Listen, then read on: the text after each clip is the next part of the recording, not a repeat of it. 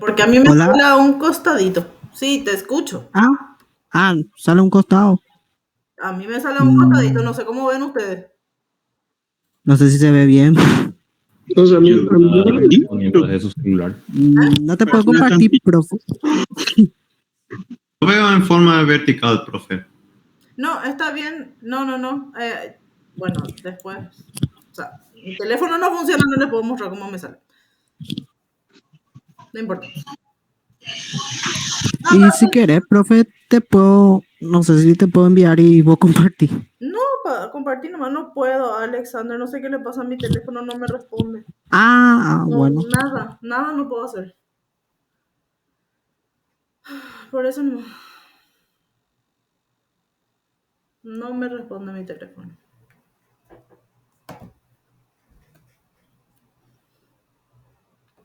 Compartí nomás, solo que yo te digo que a mí me salía a la izquierda. Me salía así chiquitito.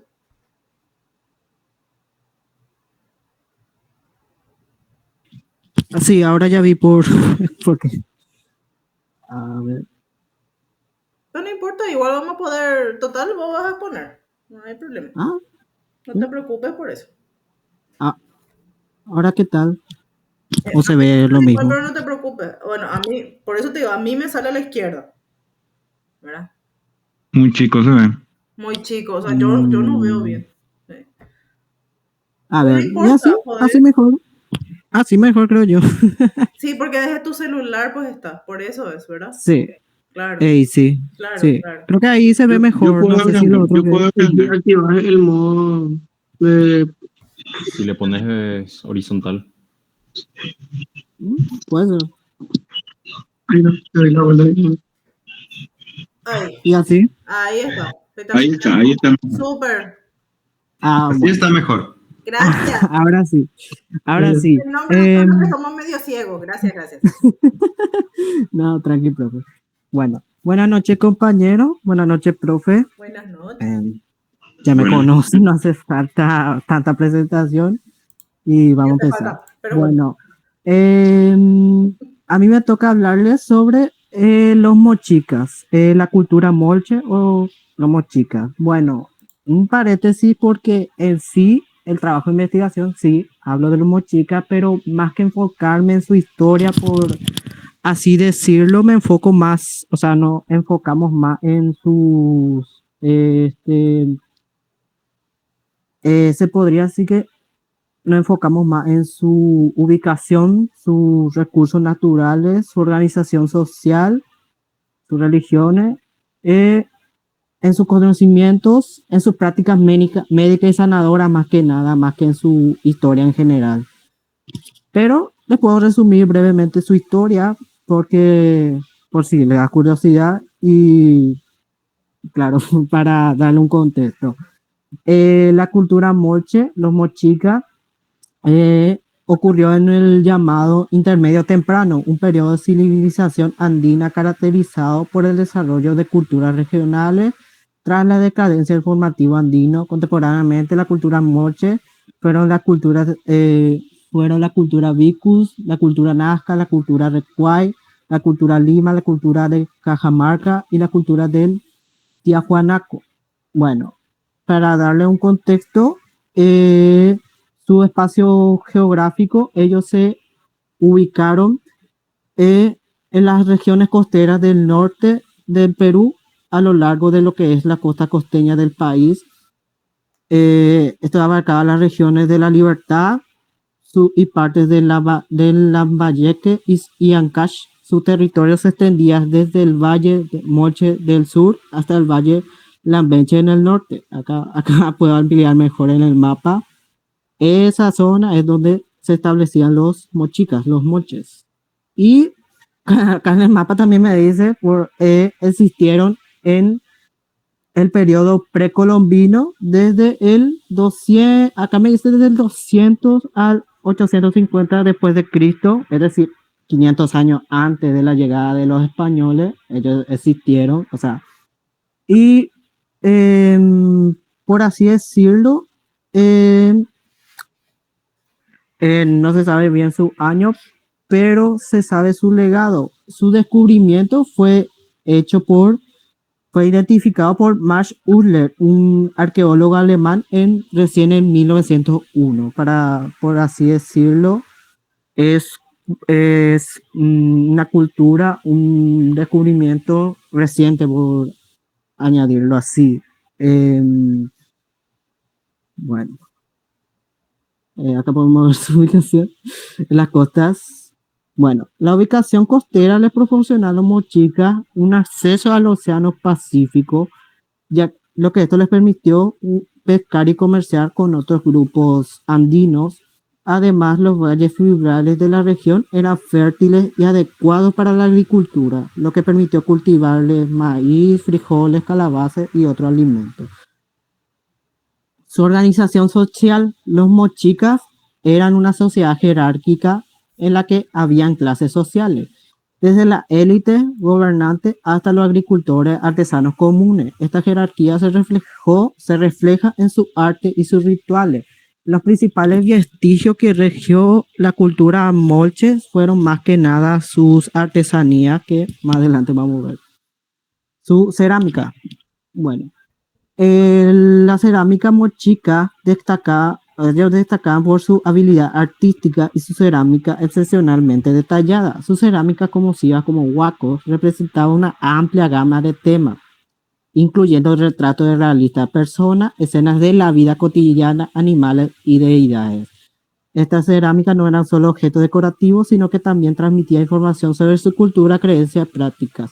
Acá quiero hacer un paréntesis. Acá nos está explicando que los mochicas, prácticamente por medio de la cerámica, ellos contaban toda su vida. En sus cerámicas podemos ver no solo sus dioses, como otras culturas que le rendían culto a los dioses por su arte, sino que también su vida cotidiana, y toda la vida de los mochicas estaban en su cerámica, absolutamente toda. Acá vamos a ver un ejemplo de una cerámica mochica.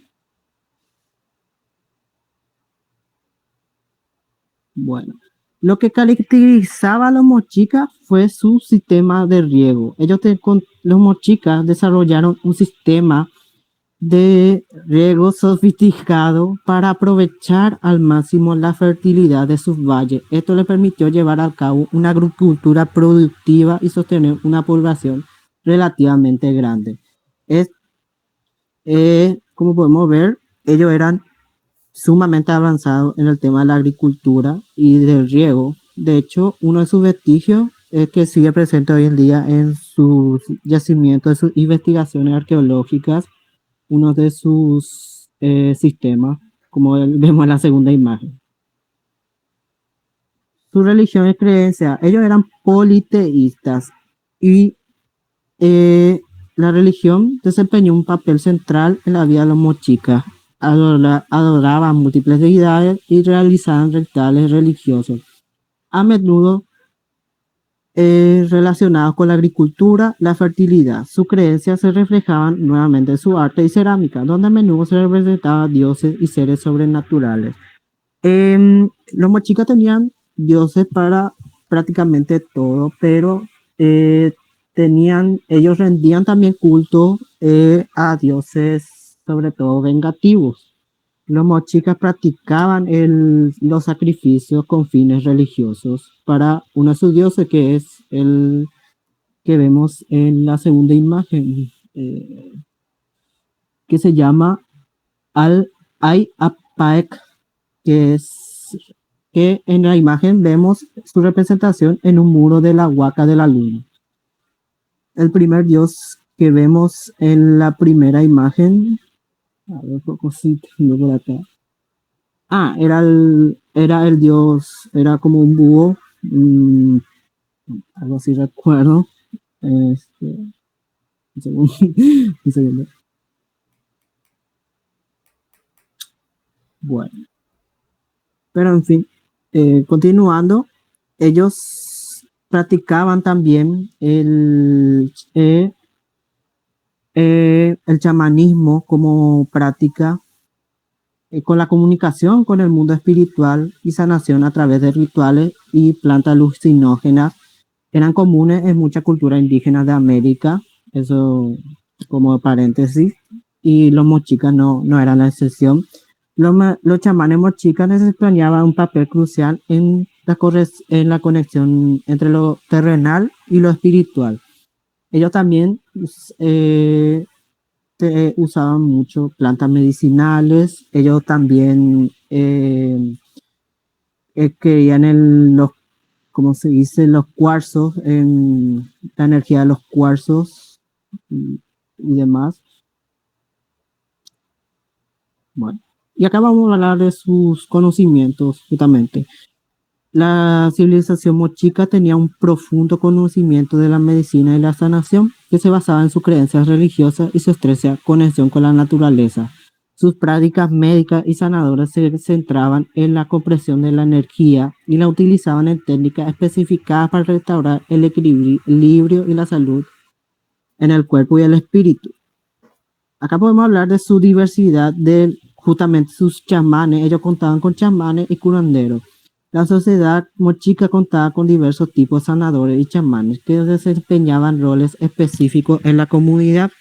Algunos de ellos incluían chamanes espirituales, que eran líderes religiosos y espirituales que mantenían una conexión directa con las deidades y los seres sobrenaturales. Realizaban rituales y ceremonias para pedir curación, protección divina. Curanderos yerbales, estos sanadores se especializaban en el uso de plantas medicinales para tratar diversas enfermedades y dolencias. Conocía las propiedades de una amplia variedad de plantas y su ampliación en la medicina tradicional. Los chamanes de energía se centraban en la manipulación de la energía vital, utilizando técnicas como la imposición de manos y la medicación para restaurar el equilibrio y el cuerpo del espíritu. Y esto hay que hablar de de sus dos técnicas de sanación que tenían los chamanes. La primera era la dicha imposición de manos, una técnica que implicaba que el sanador o chamán colocara sus manos sobre el paciente con la intención de canalizar su energía curativa hacia el cuerpo del enfermo. Se creía que esto ayudaba a restaurar el flujo de energía y aliviar el sufrimiento. Y una de sus técnicas importantes era la cirugía. Los mochicas eran conocidos por sus habilidades quirúrgicas muy avanzadas. Realizaban trepanaciones craneales, un procedimiento en el que se perforaba el cráneo del paciente. Aunque esto suene peligroso, extremadamente peligroso, muchos pacientes sobrevivían a la cirugía y vivían muchos años después. Se cree que esta práctica se utilizaba para tratar lesiones traumáticas de la cabeza y posiblemente trastornos neurológicos. Y vamos a hablar también de las similitudes de las prácticas mochicas y de las otras culturas contemporáneas. El chamanismo, como mencionamos, es una práctica muy común en otras culturas, en otras civilizaciones, sobre todo las civilizaciones precolombinas. Las prácticas chamanísticas que involucraban la comunicación con el mundo espiritual y la sanación a través de rituales y plantas alucinógenas eran comunes en muchas culturas indígenas de América, como ya mencioné, incluyendo a los mochicas. El uso de las plantas medicinales, utilizaban plantas medicinales para tratar enfermedades y dolencias. Eran prácticas también comunes en otras culturas precolombinas de América, como los aztecas, los mayas, los incas, etc. Los mochicas también tenían un profundo conocimiento de las propiedades curativas de las plantas. Y la trepanación craneal mencionada antes, que involucraba la perforación del cráneo para tratar lesiones y trastornos neurológicos, se encontraba en varias culturas de la antigüedad, y no solo en América, sino también en Europa y Asia. Esto sugiere que esta técnica quirúrgica era conocida y practicada en diferentes partes del mundo. Y otra cosa que hay que mencionar es que ellos utilizaban gemas de cuarzo. Una práctica interesante de los mochicas fue el uso de las gemas de cuarzo con fines terapéuticos y espirituales, y estas tenían una relación entre energía y sanación. Otro ejemplo, acá podemos hablar de los ejemplos de culturas precolombinas que compartían conocimientos similares en aquella época. Los incas. Los mochicas compartían territorio con los incas y es probable que hubiera un intercambio de conocimientos médicos y espirituales entre estas dos culturas. Es decir, como datos, sí, los incas y mochicas eran contemporáneos. Practicaban también la medicina yerbal y tenían chamanes y curanderos en su sociedad. Los aztecas en el México precolombino, los aztecas tenían una tradición médica chamanítica muy desarrollada, al igual que los mochicas, utilizaban plantas medicinales y practicaban rituales espirituales para la sanación. Y las demás culturas andinas, varias culturas de los Andes, además de los incas, compartían conocimientos médicos similares a los de los mochicas. Esta cultura valoraban la conexión entre el cuerpo y el espíritu y se basaban en la energía vital para la curación. Después vamos a mencionar sobre el impacto de la llegada de los conquistadores españoles a la preservación de las tradiciones mochicas. Como ya mencioné anteriormente, los mochicas dejaron de existir 500, 400 años antes de la llegada de los españoles a América. Sin embargo, su legado y su cultura continuó en las culturas precolombinas. Y si se preguntan cómo desaparecieron los mochicas, es que no se sabe. Hay diversas teorías entre desastres naturales,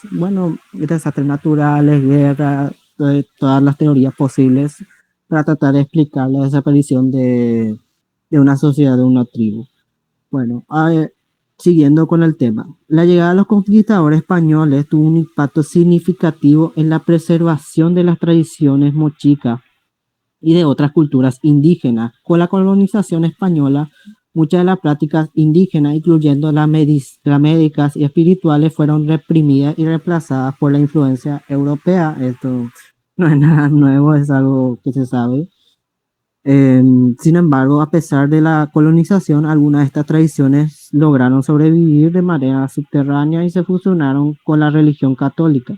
Muchos aspectos de la espiritualidad y la medicina tradicional de los mochicas y demás culturas indígenas persistieron en clandestinidad y se mantuvieron vivos a lo largo de los siglos. Y hasta acá llega nuestro trabajo de investigación. En general, podemos concluir que los mochicas pese a ser una civilización poco conocida, pese a que no duraron tan poco, pero por así decirlo, duraron alrededor de 400, 500 años. Pese a ello, dejaron un gran legado cultural en las demás culturas precolombinas y hasta el día de hoy siguen siendo estudiadas. ¿Alguna pregunta?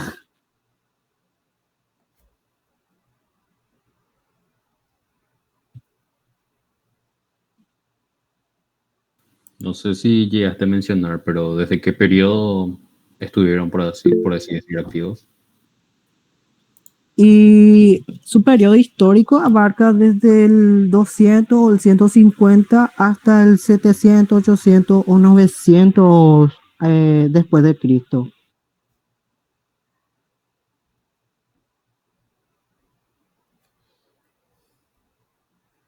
¿Alguna pregunta?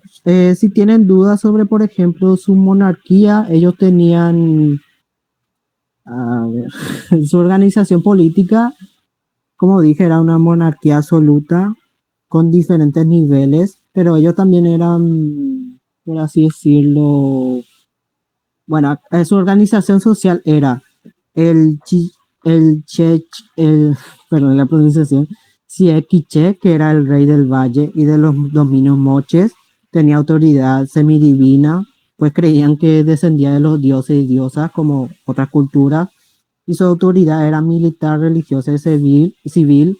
El Corie era el rey vencido y subordinado al poder de un soberano mochica. Los sacerdotes, encabezados por sumos sacerdotes que habitaban en los templos piramidales, sí, ellos también eran una sociedad avanzada en el aspecto de que también poseían construcciones, tenían templos piramidales, así como los mayas y otras culturas precolombinas. En este grupo también tenían la sacerdotisa y un sacerdote guerrero. Todos ellos formaban parte de los rituales. Jefes militares y nobles, los llamados bien vestidos por su rica indumentaria. También la sociedad moche se caracterizaba por su vestimenta. Los dignatarios civiles, asistentes religiosos, soldados, guardias adscritos a la específica función anterior, artesanos especializados se dividían en metalurgistas encargados de hacer los atuendos, emblemas y ornamentales rituales, los ceramistas encargados de hacer la cerámica, escultura ritual, y también de los huacos retratados a los nobles. Lo que habla anteriormente de su cerámica, ellos contaban con un artesano especializado.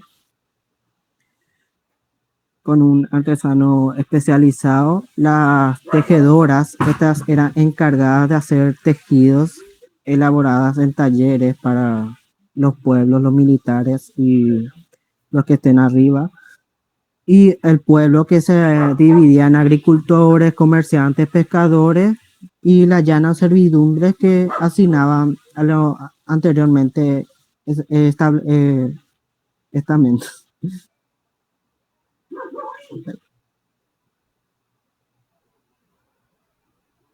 Como dije, nuestro trabajo se centró más que nada en su legado medicinal, en su legado más que en su cultura, pero es una cultura rica, tampoco la excluí, y su ubicación.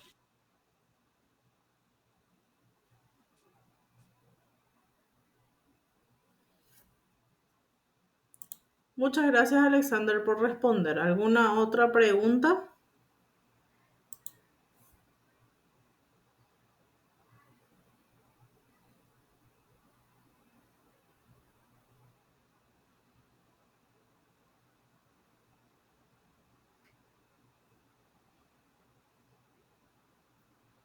No.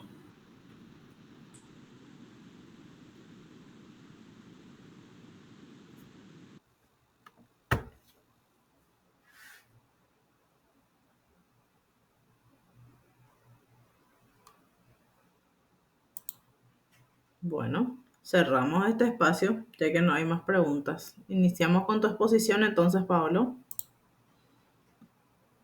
Muchas gracias, compañero, y gracias, profesora. Gracias a vos, Alexander.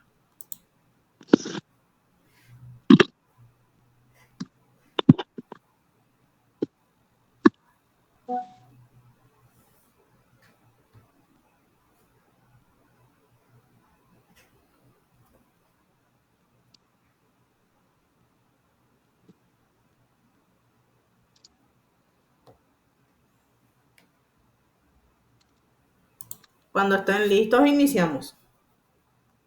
Porque ya sigue grabando la clase.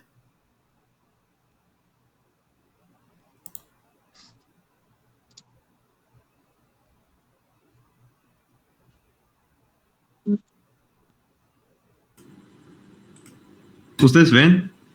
Ahí. Sí, se ve. ¿Da Sí, sí? Ajá. Hola a todos, yo soy Jovan Aitzen y aquí también está mi compañero Tobias Llamas y nosotros hablaremos sobre la cultura Nazca. La cultura Nazca se desarrolló en el Valle de Río Grande, en la provincia de Nazca, el actual departamento de Ica. En su momento de mayor florecimiento se extendió desde Chincha al norte hasta el valle de Acarí por el sur, en la provincia de Caravelí, que hoy en día es Arequipa. Esta cultura fue descubierta por Max Uller en 1901. Cronológicamente se ubica en el periodo intermedio temprano, entre el año 10 a.C. hasta los años 700 después de Cristo.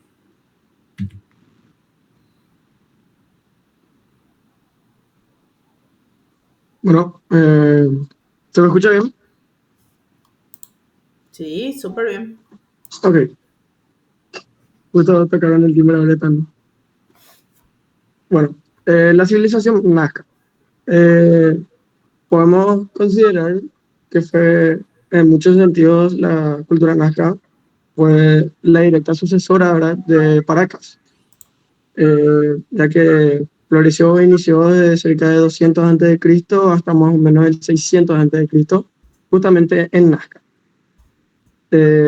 La suprema forma artística de la cultura Nazca fue la cerámica,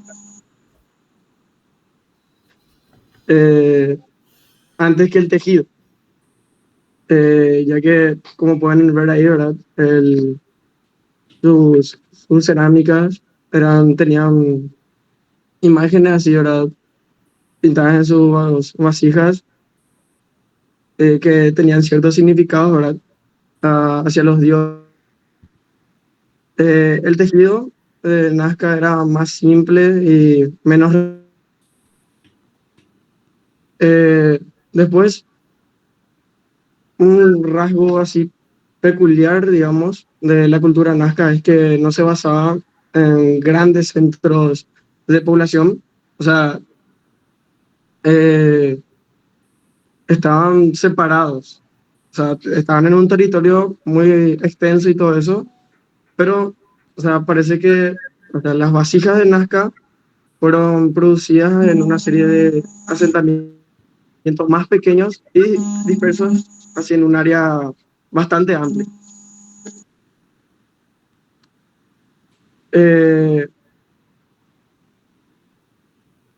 Perdón, es que estoy sola ahora en casa y parece que mi hermana llegó ahora y no tiene la llave para entrar y me está llamando y nada. ¿Dónde me quedé? Te esperamos. Si quieres abrirle, Tobías. Ok, voy volando por favor. Disculpame, por favor. Sí. Disculpame. Por favor.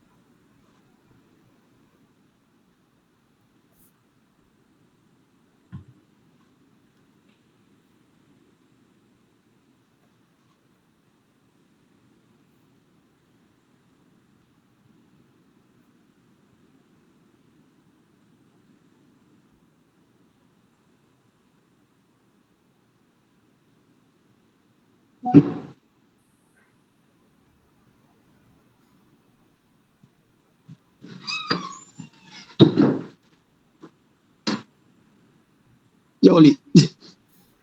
Por favor, disculpen. Sí, no te preocupes. Seguí nomás. Tranquilo. Territorio amplio, creo que te quedaste. Sí. Corrí. Básicamente estaban dispersos así por todos los lugares en un territorio así muy grande.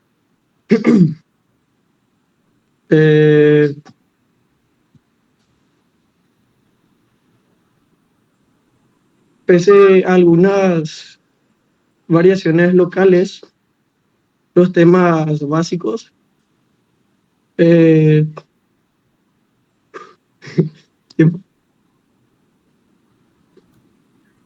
A ver, respira un poco, toma tu agua y después volver nomás a empezar. Si se te fue la idea, no te preocupes porque es normal. Entonces, el golpe de calor. sí, no, es que hace mucho calor, yo sé. Bueno,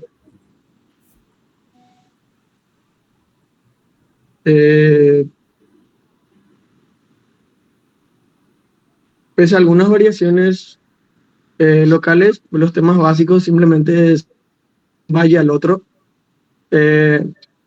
Digamos que no se encontraron grandes y complejas ruinas en la zona, ¿verdad?, que, digamos, sugieran la existencia de un imperio de Nazca, ¿verdad? Y no existen rastros de instalaciones así grandes edificios, eso como por ejemplo los mayas y eso, ¿verdad? O sea, básicamente eran pequeños lugares, como dije, ¿verdad?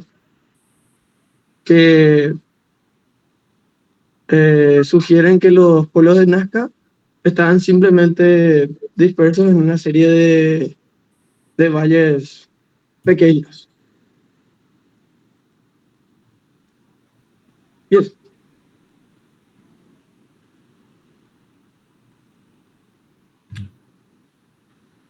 Los nazcas nunca llegaron a conformar un gobierno unificado a lo largo de todo su territorio. En su lugar, el poder político se encontraba distribuido entre distintos señoríos locales. Cada uno de ellos era autónomo, tenía sus propias autoridades que concentraban el control de todo lo referido a lo político, ideológico y religioso dentro de su región.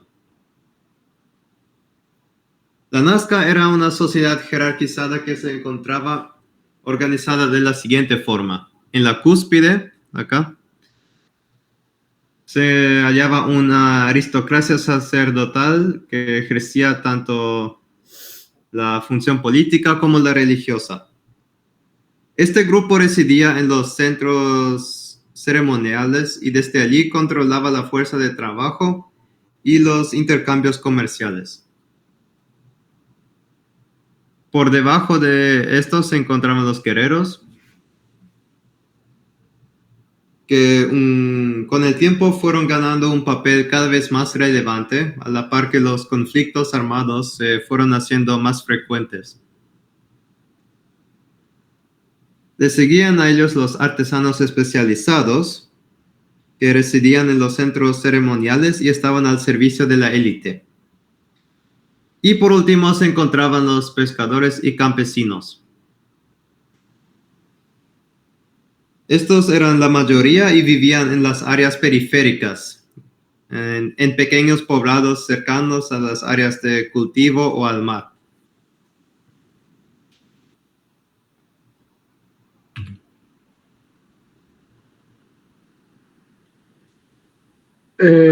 Continuando, ¿verdad? Tenemos lo que sería la agraria de la cultura nazca, ¿verdad? Los habitantes de grandes agricultores, o sea, a pesar de estar en zonas así desérticas y eso, pudieron hacer una buena cultura gracias a unos canales oficiales y acueductos subterráneos. Eso creo que te había comentado una vez, profe, que justamente ahí podemos ver en las imágenes cómo tenían esa cierta tecnología, ¿verdad? Y lo más loco acá es que los nazcas fueron uno de los últimos en tener acueductos. También ellos solían, o sea, abonaban las tierras, ¿verdad? Para que puedan ser más fértiles y, digamos, a falta de campos agrícolas, construyeron andenes, la falda de los cerros.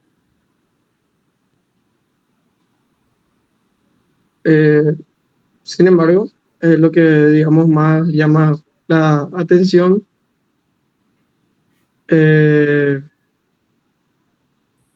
son, ¿verdad? Fueron los únicos en construir esos acueductos, digamos. Y para esa época, ellos estaban, digamos, muy avanzados, ¿verdad? Ya que llegar a ser unos grandes agrícolas, a pesar de estar en tierras no, digamos. Y eso.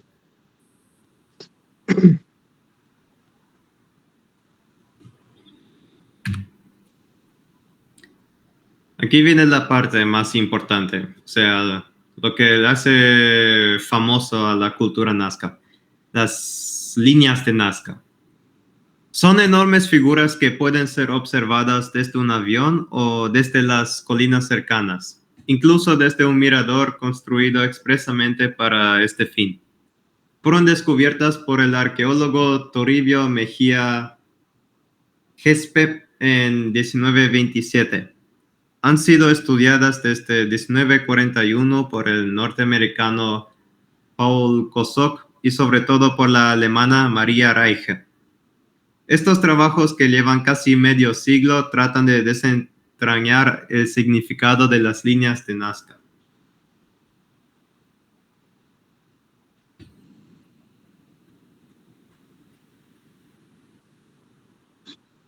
Bueno, continuando, ¿verdad?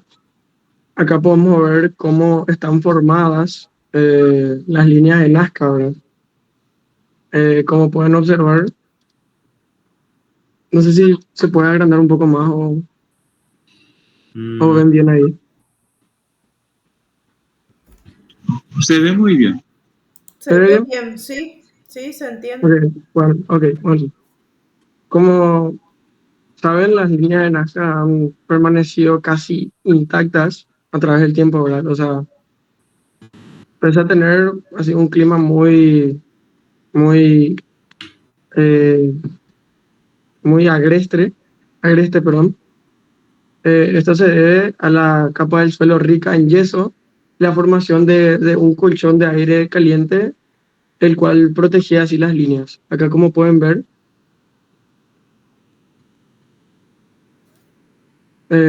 dice como pueden ver ahí, dice capa inferior amarilla, que sería la parte de donde estaban el yeso y todo eso.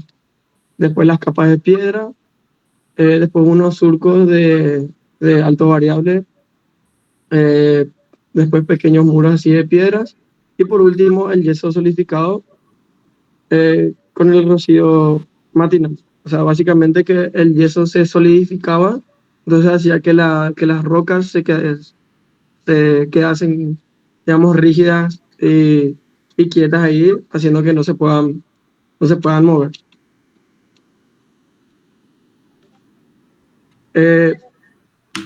Acá dice, ¿por qué permanecen intactas? Primero, el yeso se mezcla con el rocío que hace inmovilizar las piedras superiores. Después, los rayos del sol, o sea, los rayos solares rebotan en la capa de piedra, o sea, de la capa de piedras oscuras.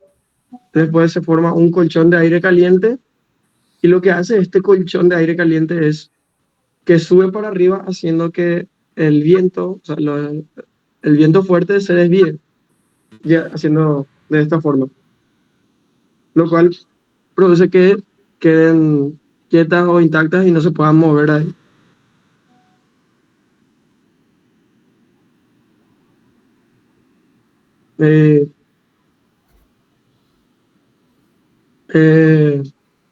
Continuando, ¿verdad?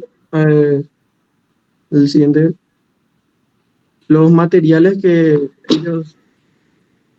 ellos utilizaban para poder crear las líneas y todo eso. Acá podemos ver el tupu, que era tipo una especie de pala, ¿verdad? Acá dice el cual era una plancha de metal o madera colocada perpendicularmente en la tierra para proyectar la sombra del sol y de la luz. Después tenemos el teodolito, que era un tubo de madera o terracota del que pendían una plomada para trazar un rumbo de las líneas. O sea, básicamente era tipo como para planificar de dónde a dónde iban a estar las líneas, ¿verdad? Después tenemos el cordel y el nivel del agua y todo eso.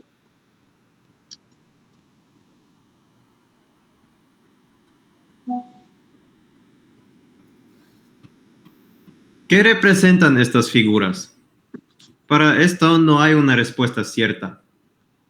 Las opiniones al respecto de este tema son muy divididas.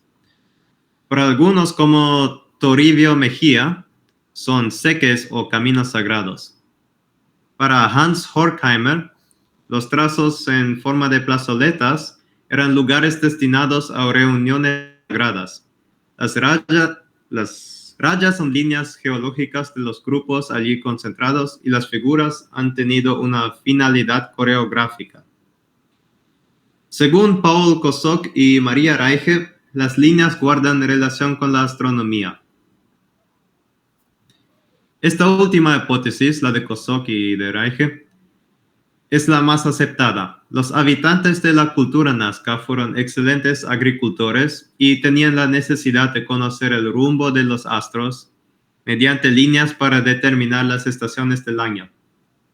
De esta manera se verían facilitadas las distintas tareas agrícolas, así como los periodos de descanso y fiesta. Por ejemplo, el cóndor sería el mensajero de la proximidad de los temporales que han de humedecer la tierra. El varech, una especie de alga marina que se utilizaba como abono. La tarántula es símbolo de la fecundidad agrícola. El huarango, una especie de árbol, alude a su madera, utilizada para la construcción de los acueductos subterráneos. En base a estos conocimientos, los antiguos nazquenses habrían elaborado un calendario que sería el más grande del mundo en el aspecto de tamaño. Muchas gracias.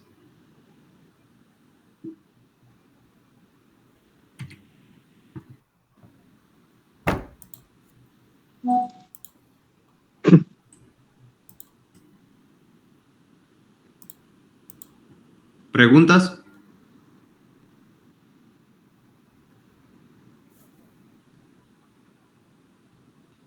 Brillante la exposición de los compañeros. Gracias.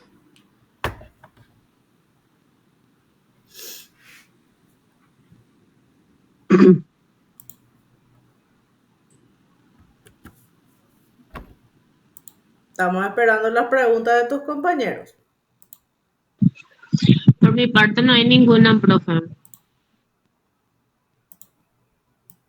Tengo una pregunta. Sabemos que el clima actualmente es bastante distinto a como era hace varios siglos.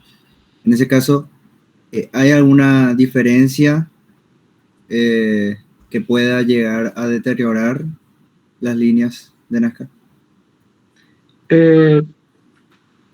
Yo creo que aparte de lo que, o sea, por lo que está formado, no, pero hay una catástrofe o algo así, un terremoto, digamos, ¿verdad? En esos casos sí, ¿verdad? Pero, digamos, el clima actual no va a perjudicar hasta el momento. No.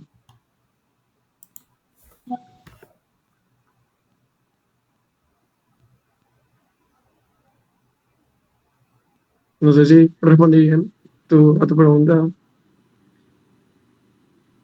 Creo que algo que le ayuda a estas líneas de Nazca es que no son estructuras verticales. O sea, no pueden ser fácilmente derrumbadas por terremotos o fuertes vientos, por así.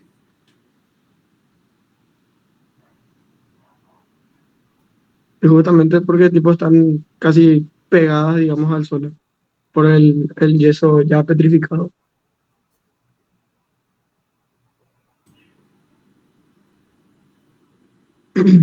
¿Alguna otra pregunta?